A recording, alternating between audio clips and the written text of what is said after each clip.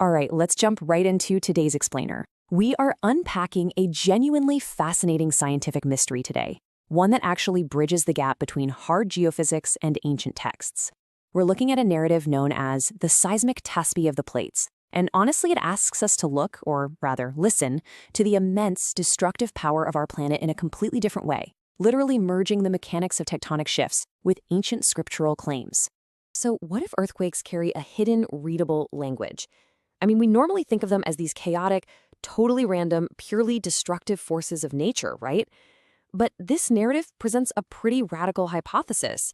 What if the devastating power of tectonic plates crashing and slipping actually contains a structured, hidden message just waiting to be decoded? It's a compelling premise, for sure, and it kind of completely upends how we traditionally understand natural disasters. Now, right at the center of this mystery, we have two completely conflicting worldviews. On one side, there's Dr. Yusuf al-Jaziri. He's a lead geophysicist who brings a faith-driven hypothesis to his work. He's basically wondering if the Earth receives what the Quran calls wahi, or divine revelation, and whether that might actually leave a measurable vibrational imprint. And on the exact opposite side of the spectrum is his colleague Dr. Olafur Gustafsson. Olafur is a strict materialist. He argues that plate movement is nothing more than the mechanical play of mantle convection. No divine words involved, just rock and heat. Now, as an explainer, our job isn't to take a side here, but to impartially follow the data they uncovered. Let's see what happens when these two perspectives collide. The story really kicks off with the seismic data from the devastating 2004 Sumatra Andaman earthquake. Dr. Yusuf was analyzing a 3-month aftershock sequence, and he found something highly unusual.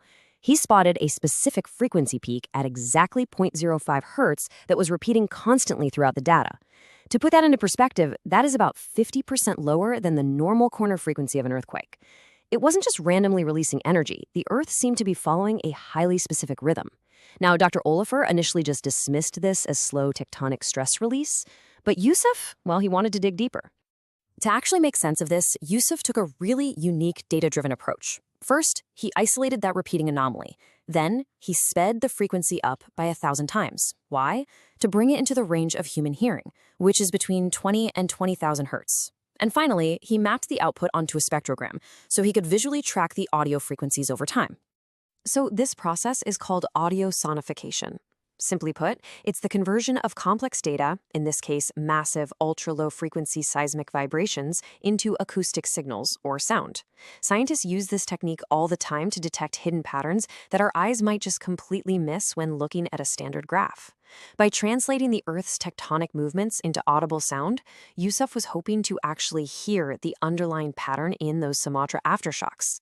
And the results? They were absolutely staggering. When Yusuf hit play on the algorithm, it didn't just spit out static or white noise. It produced a slow, deep, repetitive, rhythmic sound. Incredibly, the audio output seemed to perfectly mimic the continuous recitation of the first 5 verses of Surah Al-Zalzala. That's the specific chapter of the Quran that actually discusses the ultimate earthquake.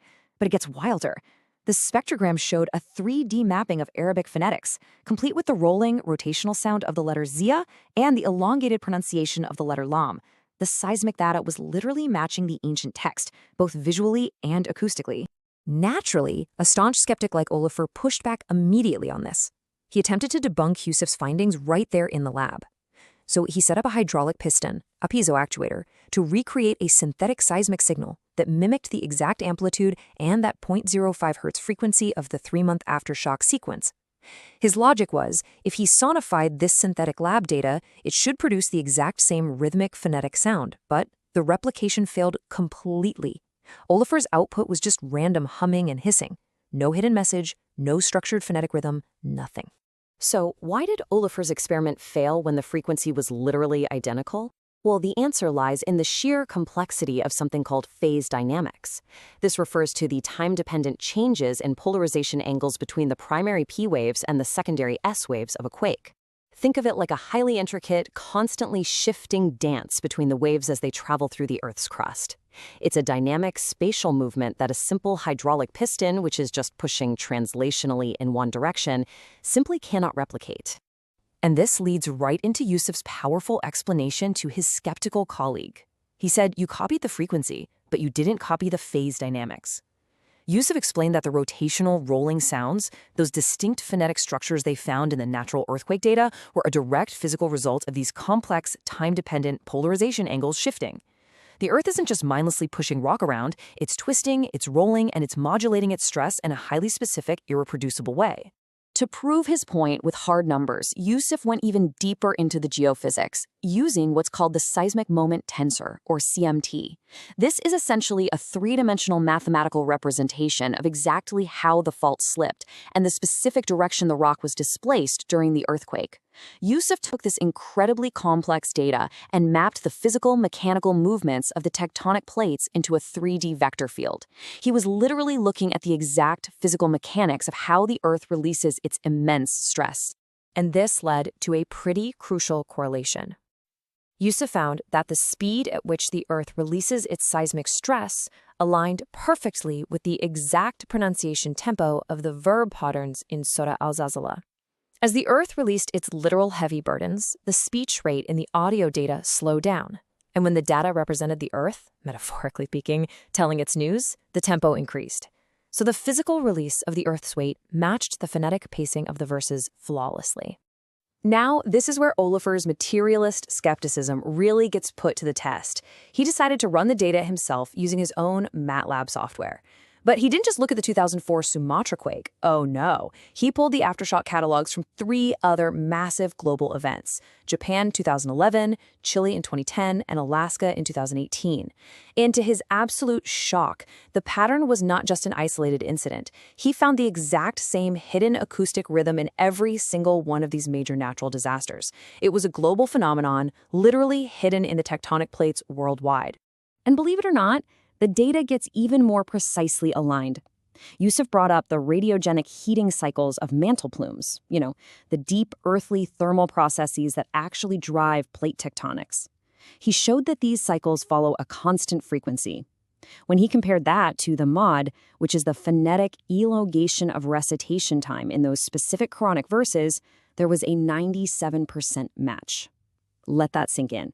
A 97% statistical correlation between deep earth thermal dynamics and the acoustic timing of an ancient recitation. Faced with his own data analysis across multiple earthquakes and this unbelievable statistical correlation, Dr. Olafur experiences a pretty profound paradigm shift. He openly admits, "I measured plate movement for 30 years, but never thought this movement itself is a recitation." It's such a powerful moment, right? Where hard, undeniable data forces a strict materialist to completely reevaluate the very phenomena he has studied his entire professional life. Which brings us to the climax of the narrative. Set at a major global scientific gathering, the International Union of Geodesy and Geophysics Conference. Yusuf steps up to present these findings to the world, and during his presentation, he overlaps 3 distinct spectrograms on the big screen. One is the Sumatra aftershock with its 0.05 Hz peak. The second is the audio of the Quranic recitation, and the third is just a random, unrelated human-made tremor. The result? The natural aftershock and the Quranic audio overlap with a 99.9% identical match, literally indistinguishable. During this climactic presentation, Yusuf delivers this profound statement to his peers. He says, "The aftershock sequence is Earth's elastic memory, carrying the vibrational imprints of its creation command." He is essentially proposing that earthquakes aren't just destructive geological chaos. Instead, they're deeply encoded messages, following a structured rhythm documented 1,400 years ago. And today, our modern seismometers are finally sensitive enough to actually read it. And this groundbreaking research is still ongoing. Yusuf's lab is now running the Seismic Quranic Resonance Project, and they've been using acoustic time reversal to analyze data worldwide. They can now reliably differentiate between natural and artificial earth movements. Natural tectonic earthquakes contain this specific acoustic rhythm and those complex phase dynamics. But human-made blasts, like stuff from mining operations or artificial explosions, they completely lack this rhythm. The so-called Tasbih, or glorification, is only present in true, natural geological events. So much so that Yusuf is actually finalizing a book right now, aptly titled The Earthquake Glorifies. His ultimate conclusion is that even within the terrifying, seemingly random destruction of an earthquake, there is a rhythmic melody of divine command. The collision of the tectonic plates actually maintains a specific order, a frequency that suggests the Earth itself is communicating, following an ancient script even while it breaks apart and releases its heavy burdens. So what does this all mean for us? The Earth is speaking its news through the plates. Do you have the heart to hear its rhythm? It's a deeply provocative question that really challenges us to reconsider the intersection of hard scientific data and ancient faith. Are these ultra-low vibrations just random geological noise? Or is there a hidden structure waiting to be heard by those willing to listen? Thank you so much for joining me on today's Explainer. Keep questioning, keep seeking to understand the hidden layers of our amazing world, and I'll catch you on the next one.